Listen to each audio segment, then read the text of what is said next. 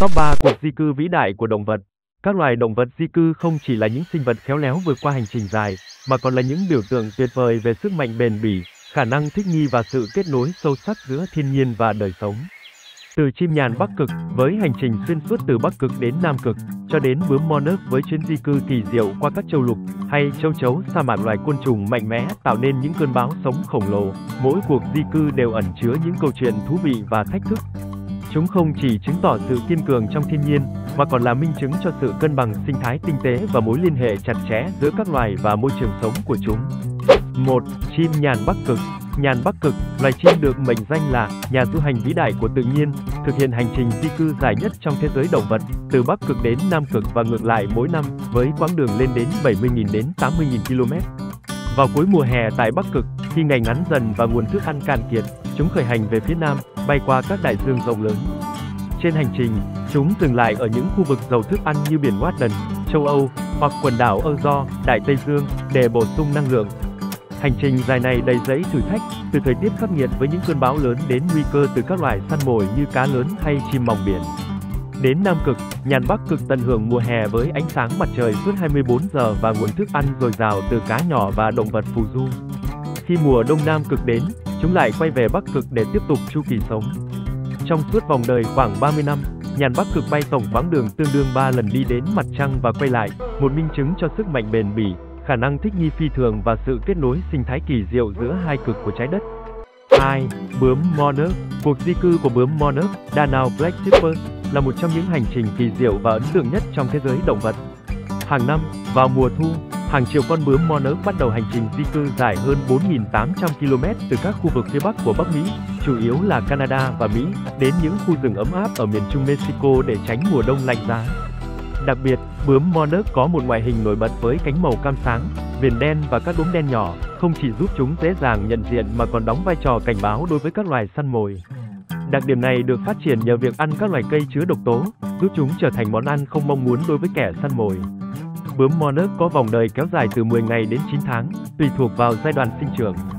Những con bướm di cư qua mùa đông sống lâu hơn và thường sống tới 8-9 tháng, trong khi những con bướm sinh sản trong mùa hè chỉ sống từ 2 tháng 6 tuần. Các con bướm di cư tới Mexico thường là thế hệ thứ 4 hoặc 5 trong chu kỳ di cư này và là thế hệ duy nhất sống lâu dài để thực hiện chuyến đi trở lại Bắc Mỹ. Cuộc di cư của bướm monarch không chỉ là một kỳ tích của thiên nhiên mà còn là biểu tượng cho sự sống bền bỉ và mối liên kết tuyệt vời giữa động vật và môi trường. Bằng sức mạnh và khả năng thích nghi phi thường, bướm monarch đã chứng tỏ rằng ngay cả những sinh vật nhỏ bé cũng có thể vượt qua những thử thách lớn lao của tự nhiên, góp phần làm phong phú thêm bức tranh sinh thái của thế giới động vật. Trong suốt hành trình, những con bướm monarch bay vượt qua nhiều khu vực khó khăn, từ các vùng đất trống đến những cánh rừng dày đặc, phải đối mặt với những cơn bão và gió mạnh. Điều đặc biệt là bướm monarch không di cư theo cách thông thường của các loài động vật khác, bởi chúng không bay theo con đường thẳng. Thay vào đó, chúng bay theo những luồng gió và dòng không khí ấm, giúp tối ưu hóa năng lượng cho hành trình dài. Trong suốt chuyến đi, chúng không ăn trong suốt quãng đường, nhưng sống sót nhờ vào năng lượng tích trữ trong cơ thể. Những đặc điểm này cùng với khả năng di cư phi thường đã làm nên tên tuổi của bướm monarch như một trong những loài động vật kỳ diệu nhất trong tự nhiên. 3. Châu chấu sa mạc, Desert Locust. Châu chấu sa mạc, Desert Locust, thực hiện một trong những cuộc di cư lớn nhất và gây ấn tượng mạnh mẽ nhất trong thế giới động vật. Khác với các loài di cư theo từng cá thể, châu chấu di chuyển thành bầy đàn khổng lồ, với hàng tỷ cá thể cùng bay, tạo nên một cơn bão sống, che kín bầu trời. Mỗi khi những cơn mưa hiếm hoi biến các vùng sa mạc khô cằn thành đồng cỏ màu mỡ, châu chấu sa mạc sinh sôi nhanh chóng. Khi nguồn thức ăn trong khu vực cạn kiệt, chúng buộc phải di cư để tìm kiếm nguồn thực phẩm mới. Hành trình của chúng kéo dài hàng nghìn km, thường từ châu Phi đến Trung Đông, Nam Á và đôi khi đến cả châu Âu. Mỗi ngày, bầy châu chấu có thể di chuyển từ 150 đến 200 km, đạt độ cao lên đến 1.500 m, nhờ tận dụng hướng gió để giảm tiêu hao năng lượng. Trên đường đi, chúng tiêu thụ mọi loại cây trồng và thảm thực vật, gây ra thiệt hại nghiêm trọng cho nông nghiệp, đẩy nhiều cộng đồng con người vào tình trạng mất an ninh lương thực. Tuy nhiên, hành trình của chúng cũng không thiếu những thách thức. Châu chấu sa mạc phải đối mặt với môi trường khắc nghiệt, sự thay đổi bất ngờ của hướng gió và các nỗ lực kiểm soát từ con người như sử dụng thuốc trừ sâu hoặc các biện pháp sinh học. Cuộc di cư của chúng chỉ kết thúc khi bầy tìm được một vùng đất ổn định, nơi có nguồn thức ăn đủ để chúng định cư và sinh sản. Hành trình của châu chấu sa mạc là một minh chứng hùng hồn về sức mạnh của tự nhiên, cho thấy khả năng thích nghi và sự sống còn mạnh mẽ của loài động vật nhỏ bé này.